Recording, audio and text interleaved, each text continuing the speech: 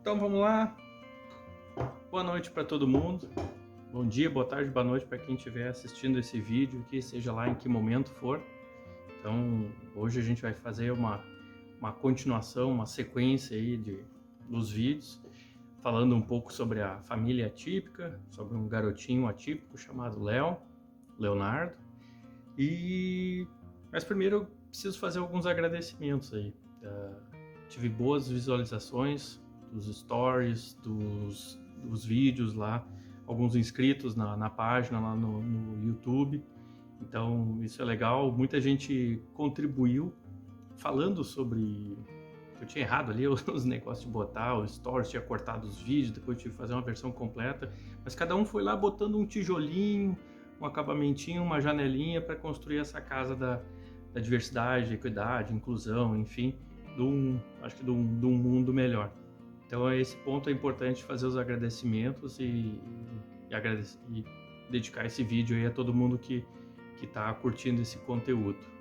O ponto hoje que eu quero falar sobre a nossa questão atípica, talvez alguns de vocês perguntem, tá, mas o que é diferente, o que acontece?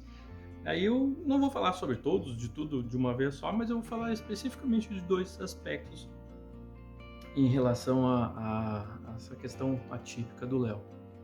Um é a baixa tolerância dele a água, a líquidos e tal. Então, assim, qualquer momento que ele se molhe alguma coisa, ele se sente extremamente desconfortável e ele não gosta dessa sensação e mais essa impulsividade, essa questão do discernimento dele. Então, ele quer se ver livre dessa parte molhada. Isso pode ser ele espirrar e daqui a pouco ele espirra na camiseta e ele quer tirar aquela camiseta, e aí não importa onde ele está, ele vai querer se livrar daquilo ali. Aconteceu um outro dia quando a gente estava saindo de uma consulta na psicóloga, no saguão do prédio, assim, a gente saindo, aquela questão de Covid, álcool gel na mão, e aí o tubinho do álcool gel estava entupido a ponta e eu apertei para vir na mão dele e esguichou na bermuda dele. Era 6 horas da tarde na saída de um prédio comercial, assim, muita gente circulando, e aí ele quis tirar a bermuda ali, porque estava incomodando. Então a gente teve ali um momento para tentar vencer essa impulsividade ou tentar trazer para ele que não podia tirar a bermuda ali. Já aconteceu algumas vezes na praia até, assim, normalmente isso foi mais no princípio, mas em alguns momentos ele se sentiu um pouco desconfortável por causa da sunga que era molhada e ele quis tirar a sunga na praia. E ele não era tão pequeno assim, então coisas que acontecem assim que a gente vai conhecendo ao longo do tempo e acaba tendo que se preparar sempre com uma peça de roupa a mais, alguma coisa, já sempre antevendo que algumas coisas podem acontecer e a gente está preparado, porque senão de repente a gente pode ser que não possa dar continuidade para aquele programa, para aquela coisa em função dessa condição. Então não adianta dizer que vai secar, que vai ficar bom, tem que tentar conter aquele momento ali, botar para respirar alguma coisa, fazer assim para chamar atenção e para mudar o pensamento dele para algo que seja mais legal. O outro aspecto que eu ia comentar é a questão de ruídos, sabe? Ele sempre teve ele nunca gostou... Em alguns momentos ele não gosta muito de ruídos altos, tipo, mesmo que sejam coisas que ele goste. Por exemplo, alguns dias atrás teve a apresentação na Fevale, Fest Dança e tal, e ele relutava, ele ia para dentro do ambiente do teatro da Fevale e aquelas caixas de som bombando e falando. Era tudo coisas, crianças se apresentando, música e tal, batendo palma, mas quando ele entrava naquilo, aquilo travava ele.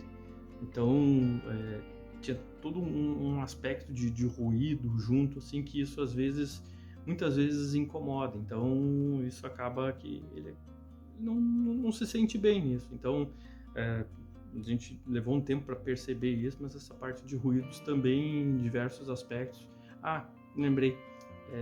Final de ano, foguetório. Vai ter que conhecer e tal, tudo, e isso faz. isso às vezes faz com que ele tenha reações que não são tão legais assim, porque ele se desregula e tal, e ele quer sair dessa condição, ele não quer ficar ali. Então, e ele vai fazer o que for possível e necessário para não ter que ficar exposto àquele ruído. Então, são coisas que a gente tem que observar bastante. Eu acho que um terceiro ponto para trazer aqui, que eu gostei muito, que nesses últimos dias eu vi várias manifestações de pessoas, de familiares, de crianças atípicas ou de situações de vencer barreiras, de coisas que acabaram melhorando, coisas que eles acabaram lutando, superações assim de todos eles. E teve 2 ou 3 pessoas que entraram em contato comigo falando que estão passando por algo semelhante e pedindo um auxílio ou uma ajuda, enfim, coisas que a gente pode se ajudar, que a gente pode se unir. E eu penso também que esses vídeos, eles não são somente para quem está passando, tem um filho, um parente, alguém que está numa condição atípica. O meu filho, ele estuda numa escola convencional com outras crianças. Então também existe todo um aprendizado que precisa ser feito, todo um compartilhamento de informações com as famílias para que eles também não se sintam longes ou distantes. Tipo, uma coisa é eu falar do lado de dentro, de quem é pai de uma criança típica.